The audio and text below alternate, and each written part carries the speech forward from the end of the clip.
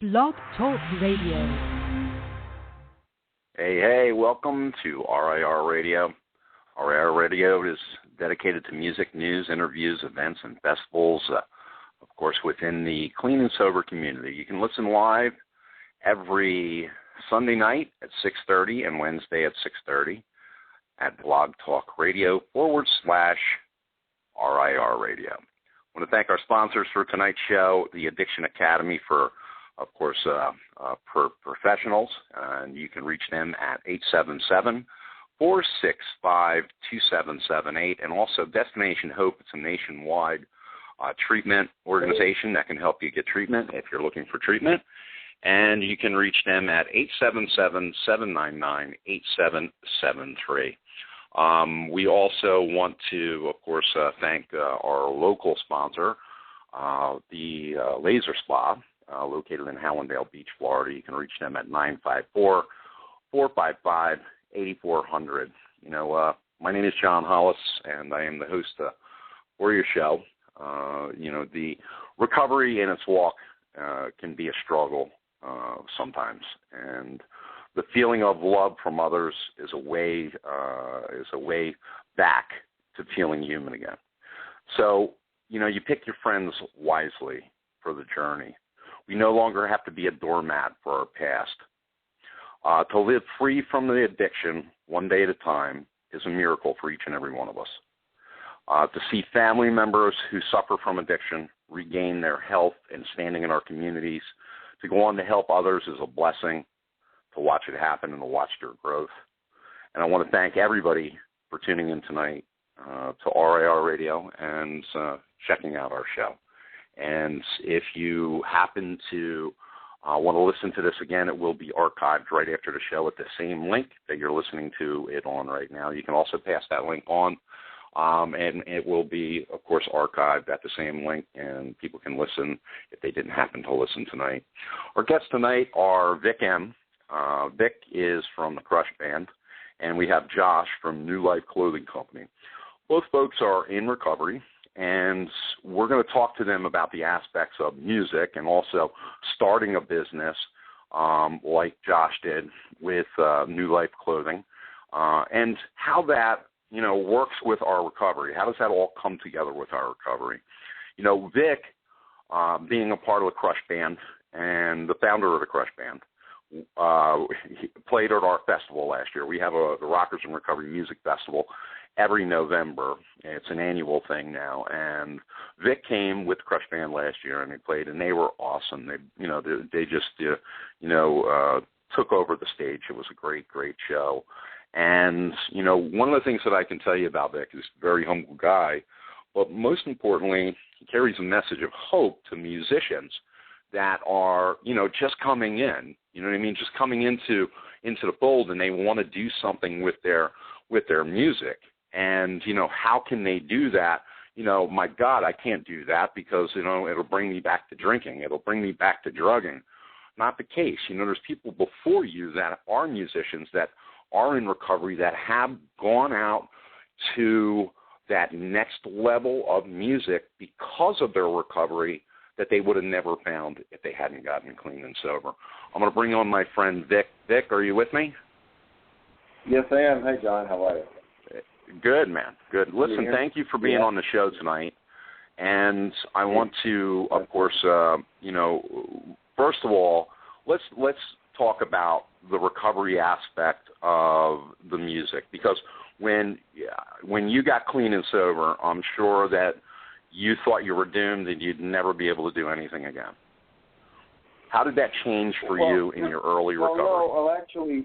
Well, actually, the music came a little bit later. I mean, towards the end of my using, and during the course of my using, I should say, which lasted several years, I wasn't playing music at all. It wasn't even a thought anymore. I had gotten so far away from music as something, to do that, was just holding my life together and using and whatever, it was just a mess. And music was not. So you stopped using completely, or you stopped playing completely at that point? Oh, yeah, I had stopped playing completely, after playing, for years as a teenager into my early and middle 20s. I didn't get bad with using until I was 29, and then when I was 34 is when I got clean, finally, and stayed that way, The music came later, and how it happened was by attending meetings and then started to go on a regular basis. I started to meet fellow musicians in recovery, and they were like, hey, I play guitar, and I was like, yeah, I just play bass, and blah, blah, blah. And that's how it kind of started, and I started playing again with these guys, and, a couple of them were in recovery, the drummer and the singer were not, but, the guitar player was, and, and me and him got along, and we started off, we got a rhythm guitar player also who was in recovery. And it was nice, and it was great. I started playing again, and, and it just started to accelerate from there. And, I made meetings every day, probably for the first 10 years. It was a great experience, met great people. As far as the bossing, you mentioned about people may be a little, I didn't get clean to play music. I got clean because I hit the end of the road, and, it was like, I saw, maybe I was trying to kill myself, but just trying to do it the slow way,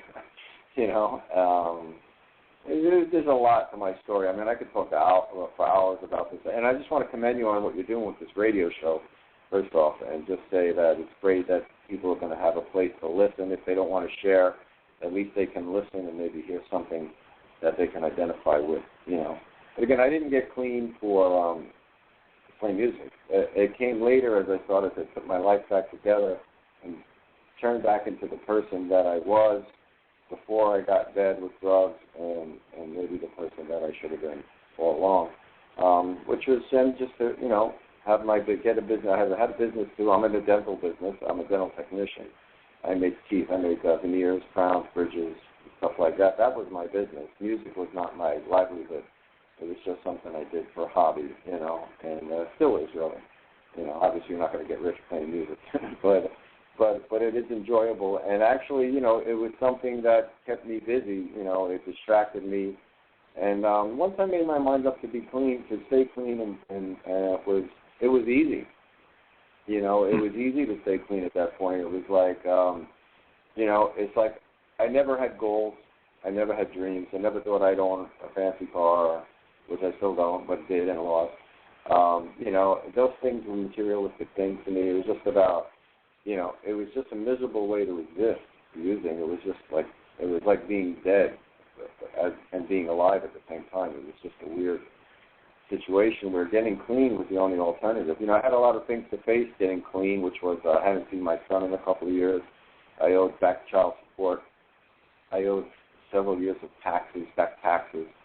And it's like when you get clean, when you make a decision to get clean, or you think about getting clean, you think about all the things you got to face. You think about all the reparations, all the payback, all the debt you owe, making amends and stuff like that, which you learn about later in recovery in the 9th step. But, the fear of going back and trying to make amends to all those people and paying back all that debt is what can kind of keep you out there. Yeah, the fear of recovery keeps you stuck. I'm never going to recover. I'm never going to financially recover. I'm never going to, get this back and win the respect back of my family. Like this, it seemed like too big. But using got to be so painful that facing those realities became more, should I say, something to look forward to rather than something that I dreaded doing. Was making all those reparations. But actually became something I looked forward to. It turned into something to go for rather than using a one more day. It was like, what? I'm just going to get clean. I'm going to deal with it. And by going to the rooms and hearing people who shared about how they owed the IRS, and what they did was they contacted the IRS and they worked out a payment plan. And they made up with their families and they saw their kids again and it took time and and hearing these people share in the meetings was very powerful because step by step I got to hear my story from different people. Not one person had my story. My story was through several different people. And I would approach them after the meeting, but I really like the way you handled that. You handled your taxes, and you got in touch with the IRS, and you got your kids back in your life, and you made amends to your family and people you hurt and disappointed. And it was all, taking the suggestions. To me, it was the suggestions in early recovery were like, to me, the steps before the steps. The suggestions, and you got to understand when people give you suggestions that they're coming from their heart and they're coming from experience. And if you find yourself resistant to the steps, I came around, the first time I came around, I relapsed. I got what they call, what I found out later after I came back, was what's called the well syndrome. I had went to a detox, had 2 weeks clean, and, was doing push-ups every day, and gaining weight. And said, okay, I got a couple of paychecks during those 2 weeks when I got out of the detox, and I felt, like, hey, I got a handle on this now. I got 2 paychecks. I didn't blow it on drugs, and there I was. I picked up, I think, a 20, and there I was again, out again for another 8 months. Still working my business, but slowly losing my business a little bit at a time. And went back, just went away. I went away for like 2 weeks to my friend's house in the Poconos, and after that was it. I just, I always say your clean time is pretty much determined by your bottom. How bad was your bottom? If your bottom, if you were only clean 2 weeks, then you know what? You haven't hit your bottom yet. Go back out, and maybe, you get 2 months, and you go back out again. It's like, your bottom, listen, you got to go deeper. You got to go deeper. It's something that could be scary to some people, but, my clean time, I thank my bottom for it. And my bottom scared the shit out of me enough, or brought me to such a place of despair that it brought me my clean time, So I think your clean time is equal to how much of a bottom you hit. If you didn't wind up in jail or death, as they say, And then also, what caused me to relapse also the first time was the suggestions I didn't take all the way. They say go to meetings, get there early, stay late. I would get there late and leave early. They would say, get a sponsor, get phone numbers, use them. I'd get numbers, I wouldn't call anybody. Get a sponsor, call them, use them. I would find somebody to be my sponsor and never call them. So when I went back out again, and I was like, it was easy to make the decision to come back. If I had followed all the suggestions and still relapsed, okay, I would have had no reason to come back, because I would have said, hey, I did everything you told me to do, and I still relapsed. But I couldn't say that, because I didn't do everything you told me to do. Okay? So when I realized, hey, you know what, I really didn't follow the formula. Okay, I didn't follow the program 100%. I did it half-stepped, I didn't share. I sat in the meeting. I didn't sit in the front. I sat in the back. So they say, get in the meeting, sit in the front. Raise your hand, right? I sat in the back. Kept my mouth shut. So I said, well, of all of these things, if I sit in the front, raise my hand, open my mouth, get a sponsor, call them, get phone numbers, use them, get there early, stay late, make new friends. If I do all those things, then if that doesn't work, then there's no reason for me to stay in this program. And I came back totally willing. Again, my bottom brought me to the place of willingness, and I thank my bottom for that. And that's what got me there, And again, then I started meeting people, and I stopped hanging out in clubs and stopped hanging around with very good friends. I had one friend who was like my brother. We used to get high together, and I got to tell you, I didn't talk to him for 10, 15 years. Now we talk, he's in New York, I'm in Florida, and we talk every once in a while, but I couldn't, I knew where to stop staying away, people, places, and things. And then eventually, like I said, I met some musicians, started playing in a band, in another band. Those guys weren't in recovery. And you get a bar tab, and then you get a break, in between sets. And I would go outside during the break, and they would drink their bar tab, and I'd come back and play. And that was it. And I was very good with that, and that was enough for me, man. It was like, I almost got an attitude, a disdain against people who were drunk. Like if I see a girl would come over to the band and start talking and she was drunk, my attitude was like, Jesus, like, please, Stay away from me. I remember, because you have to go through that thing where, I'll give you another example. I was at a family get-together at my house while I was in recovery, and it was like a big Christmas holiday or something. My cousin's husband was making people drinks and stuff like that, and he's like, for the family, "Hey, Dick, you want a beer?" And I'm like, no, thank you. He's like, "Come on, man, have a beer. And you know what? I didn't say it to him, but I thought it to myself. And I said, you know what? I don't need a drink to hang out with my family. Yeah. And, yeah, I don't want to say it because you don't want to insult people, but you got to get it. You got to develop a thinking that not that you're better than people that drink and get high, but that you realize you don't need it to socialize. I don't need to have a drink to hang out with my family. I don't need, to be stoned to play music. I don't need to be stoned to dance in the club with my girlfriend and go on the dance floor. What I realized was, that I didn't need to be high to function in my life. And the other big thing that helped me a lot was when you start to have goals by being clean for a little while, you start to think about what you want to do with your life, and you can think again clearly, you start to realize, okay, to achieve this goal, what do I need to do? Okay, maybe I want to buy a house. Maybe I just want to get a better job. Whatever it is, I want to have a healthy relationship. If I started to think, well, what's going to help me get there? Is getting high going to help me achieve that goal? And every time, to every goal, it was never part of achieving the goal. Getting high was never going to be part of achieving any goal in my life that I set for myself. Now, if my goal was to die, wind up in a hospital or in jail, okay, or be homeless, okay, then that would help me achieve that goal. But the positive goals I'm talking about, about having a life, getting high didn't fit in there anywhere. It was no way going to help me get closer to my dreams and my goals, which, again, like I said, I never had before until I got into recovery. I never had dreams and goals. I didn't think that way, So, Dick, let me ask you what.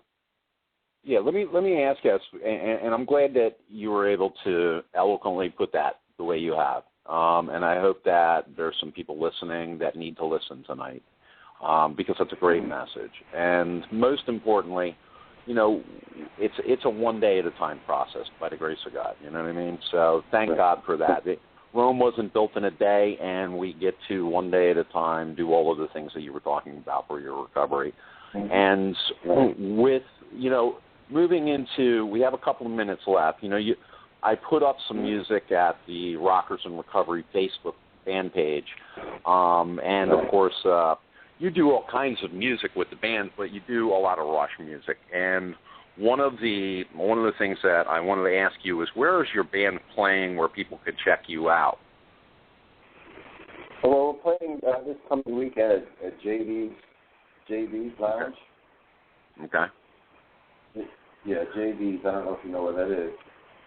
It's on Sample Road in Coral Springs, actually. We'll be there. But we're not playing. See, when we play the local bars, unless it's advertised as a Rush tribute show, right? If it's just Crush at JD's or Crush at Cagney's or whatever it might be, it's just a large variety of music. Some people don't like Rush, So when we go out and play a non-tribute gig, we play a variety, everything from Meat Loaf to Zeppelin to some Rush and Journey and Queen and Triumph.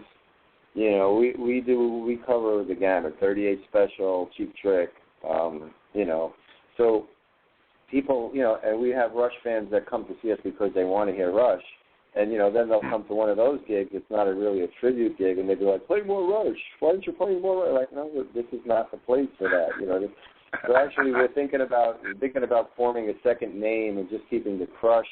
And there is another band called The Crush, and a lot of people get confused with The Crush and Crush. We are just Crush. We're not Crush. We are not The Crush. So we have to clear up some confusion there with that. But yeah, so if somebody was to come out to JD's, they would hear Rush. They would hear a large variety of music, not just Rush. And again, when we do, if you get us on Facebook at Crush Band Florida, then you'll see where we're playing, and you'll see if we advertise a Rush tribute show or a Rush tribute set. it'll say that specifically in the promotion. If you don't see it say Rush Tribute Set, we will play Rush, but we'll also play a large variety. I love it, man. I want to thank you for being on tonight. The other thing is, too, folks, is that, of course, Vic and Crush Band, they do come out to the Rockers in Recovery festivals and concerts, and they are part of the lineup a lot of the time. So, always check what we're doing so that way you can catch up with Rush or with Crush also. And also, Vic, I want to thank you again for being on and being a part of Rockers in Recovery and the support that you've given us over the years. And you guys be cool, and we'll definitely catch up with you, and we'll bring you back on. If you have some things that you need to update, you just let us know. If you're a band in recovery or you're a band that supports recovery, please feel free to shoot us an email at john@rockersinrecovery.com if you'd like to feature your band or talk to the folks about what you guys are up to. Vic, thanks again. We're going to look forward to talking to you soon. All right, John, thanks again, and thanks for what you're doing for everybody. I appreciate that. Thank you, buddy. Bye. All right, brother. All right, folks, something? We're going to go on to our next guest, and, of course, I just met Josh recently. Josh is, of course, with New Lyfe Clothing, and the New Lyfe Clothing Company is kind of a cool concept because they do all kinds of different T-shirts. You've been seeing them on Rockers in Recovery Facebook. We did a free T-shirt giveaway the other day. There were like 900 people or 800 people that responded to the giveaway, and lots of people have been responding to the T-shirts. It's kind of a cool concept. And, when you start a business in recovery, if you're out there and you're listening and you're thinking to yourself, my God, how do I would love to do something like that, but how do I do it? There's a way to be able to, change our lives and then grow and become a part of our community again, business owners. And, somebody that comes from the bottom can literally own their own business, pay taxes, all the things that Vic was talking about. And it's, once that addiction, you work through your problems of your addiction and you're clean and you're sober, sky's the limit. You can do whatever you want with your life. It's a beautiful thing. Vic, I want to welcome you to the listen to me, Vic. Josh, I want to welcome you to the show and thank you for being a part of Rockers in Recovery. And what's happening with you tonight? Not much, buddy. How are you? I'm hanging in there, man. Hey, listen, with New Lyfe Clothing Company, what was the whole concept behind it? What were you looking to do with that? Well, I mean, when we started it, it was interesting because we didn't really have a true direction. All we knew that is recovery as a whole is becoming more popular. It's becoming more socially acceptable. People that are in recovery, it's not the anonymity that it once was in the 30s, 40s, 50s, 60s where, it was a closed group setting where, no outsiders could come in and you had to know what you were talking about to get in, or you had to be in recovery or a doctor. We're growing. The recovery community is growing to be such a large, it's still a minority, but a large piece of what everyone does. And we wanted to give the people in recovery who may have, struggled with alcoholism, heroin addiction, whatever it was, we wanted to give these people a voice, because a lot of times there's, people are scared to kind of say what they are or who they are at first, but with our brand and our line, it's not the case anymore. You can wear that on your chest and you can be proud of who you are, whether you're an old school AA, big book guy, or you're a new school kind of edgier, ex-heroin addict. It gives you the ability to wear it on your chest and be proud of who you are without having to hide behind the scenes anymore. And that was the biggest thing for it, is just wanting to give our people, so to speak, a voice. And that's kind of what it's evolved from, and now it's becoming something that's larger than we ever intended it to be. We knew that it would grow, but we didn't expect it to grow as fast as it did. So now we're kind of playing catch-up a lot of times, and, that's fine with us, and people seem to love what we do, and that's what's important. It's funny because I've been watching the whole thing unfold on Rockers in Recovery Radio and also, the Rockers in Recovery fan page, and people love it. I mean, they're literally, diving into it because they see, they can actually, respond to the shirt. They can identify with the shirts. I mean, it's kind of a cool thing the way it works out on the page to be able to watch that whole thing unfold and see people's comments and it's a cool thing. But the concept of starting a business, when you first get clean and sober, you're happy if you can just pay your rent at your 3/4 house. Fast forward, your life can do some remarkable stuff, man. So how do you, if you had somebody out there listening right now that's new in recovery and they're saying to themselves, well, that'll never happen to me, what would you say to those folks? Well, I mean, first of all, I was the that will never happen to me guy. I never thought, any type of business ownership would come my way or, fall into my lap. And the fact of the matter is 99% of the time it doesn't fall into your lap. First of all, we have our own demons that we have to battle on a daily basis. And that's one thing that takes some time to get under control. And once you have it under control, so to speak, then you can start expanding your mind and using it to think about, how can I do something for people? And whether it's a for-profit, standard business like most of the community has, or it's something to do with recovery, like Rockers in Recovery and all those other people that have built something, it's something that you just really have to want to do. Trust me, there is no key to success when it comes to how to start a business. You have to have a vision of what you want to do. You have to have an audience of who you're going to target. You have to have these things in place. And then once you have that, it's all about hard work and dedication, because just like staying sober, you stay sober, you do something for your recovery every single day, and your chances of achieving long-term sobriety or long-term recovery are going to, triple and double every single day. And it's the same way with business ownership. If you get into something, you open a business, guarantee yourself there's going to be amazing times where you don't have anything to worry about, and there's going to be times where everybody else is getting paid but you, and you have to hold it together for the team. And that's kind of, it's a lot of stress, but at the same time, it's an awful rewarding situation. You have to know what you want to do, and you have to put 100% of your effort into it, and there's going to be people all along the way that tell you can't do it. You can't do it. It can't happen. That's not going to work. That's not the truth, because I've been told I can't so many times, and I have. It's a lot of perseverance and just being comfortable within yourself and knowing what it takes to make your brand or your business successful. Josh, that being said, there's also a key component, I believe, and especially in the recovery stuff, that, there is I like to look at it as a God-inspired movement within myself. There's something that says to me, wow, I'd really like to do this, and it inspires me to move forward. Kind of like it inspired me to go out and cop my drugs every day, you know what I mean? It's that whole thing where that total change where I, put into my recovery, half the zeal I put into going out to get high, I'm going to stay clean. Well, it's the same thing with the business aspect of it, too. Yeah, it is. And people don't understand it. And us as addicts or alcoholics, we don't understand that, as scary as this may sound, we are the most talented individuals there are out there. I know more successful recovering alcoholics and addicts than I do regular people. And obviously that's because I'm heavy in the recovery world, but at the same time, to see so many successful recovering people and for them to be proud of what they're doing, and they're in business for anything.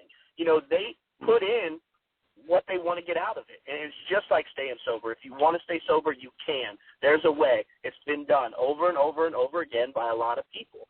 If you follow those same footsteps, you put in the work, you're going to do exactly what someone tells you to do, you're going to take direction, you're going to be successful in your life, and you're going to be successful in business. Having a mentor in business is just like having a sponsor in sobriety. You need both of them, or you're not going to get anywhere. I love it. Josh, where can they find you on the internet? You can find us on Facebook. Facebook.com/New Life Clothing. Instagram's pretty popular for us. We're at New Life Clothing, and then www.newlifeclothing.com is where you can go to the store and check out all the stuff that we have. And we would love to, we'd love to buy our stuff and tag us and show us that they're wearing our gear, and we'll put them back out there on the internet and put them on our Instagram, put them on our Facebook, and give them a shout out, because every single person that's been with us in this journey has helped us become what we are today. We're not going to stop. Recovery's not going to stop. We're going to go as long as we can with it. I love it. Josh, I want to thank you for being on the show tonight. I want to thank you for being a part of Rockers in Recovery and giving us the opportunity to share your gear and share what you're doing in recovery. It is a definite inspiration, and it should be to people new in recovery, new and old. I want to thank you again for being on the show with us tonight. Hey, I want to thank Rockers in Recovery for everything that you guys do and allowing us to put our stuff out there. You guys are a huge catalyst for us, and we appreciate it. Thank you, man. Well, thank you. It's a pleasure. Guys, have a good night. Buddy. All right. Listen, guys, I want to thank everybody for tuning in. This is Rockers in Recovery Radio, or RIR Radio. And RIR Radio is, of course, dedicated to music, news, interviews, events, and festivals within the clean and sober community. We are going to be making a huge announcement next week in regards to some things that are coming up as far as the Rockers in Recovery concerts and festivals that are happening. And starting Wednesday night, you can tune in with us Wednesday night, and you can check out the show on Wednesday night, 6:30, same place, same time. We're going to be hanging out, and we're going to be talking recovery. And you can actually call in and talk on a topic, and you can do a lot of different things, and that's Wednesday night, same place. You can check us out there. Also, I want to take this time to let you guys know that coming soon to a city near you, it's the RIR Rockin' Recovery East Coast All-Stars. It's featuring Lou Esposito on guitar. Lou played with Joe Walsh, the Capris, Chuck Berry, and Bo Diddley.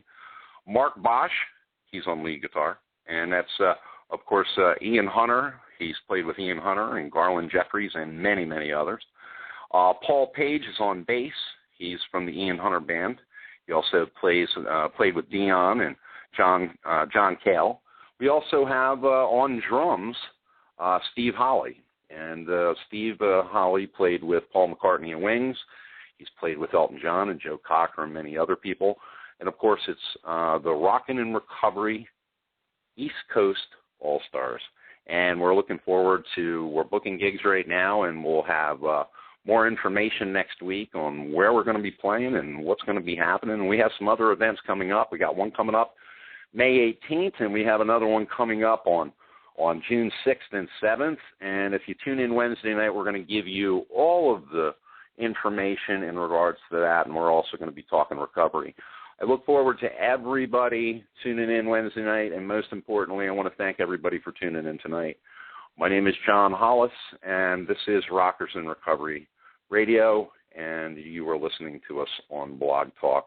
If you or anybody you know needs help and a loved one needs help, you can always call 877-799-8773. Again, that number is 877-799-8773.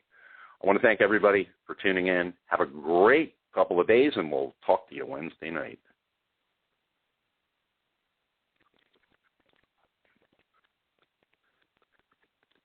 Lucky Land Casino, asking people, what's the weirdest place you've gotten lucky? Lucky? In line at the deli, I guess? Aha, in my dentist's office. More than once, actually. Do I have to say? Yes, you do. In the car before my kids' PTA meeting. Really? Yes. Excuse me, what's the weirdest place you've gotten lucky? I never win and tell. Well, there you have it. You can get lucky anywhere, playing at LuckyLandSlots.com. Play for free right now. Are you feeling lucky? No purchase necessary. Void where prohibited by law. 18+. Terms and conditions apply. See website for details. See care in a new light at Madonna Rehabilitation Hospitals, where top medical minds lift you up, where the very best in specialized rehabilitation brings out your very best, where over 60 years of breakthroughs in research and technology spark your newfound strength. In our world-class hospitals, this is something greater than rehabilitation. its renewed strength for life. Learn more at MadonnaRehab.org.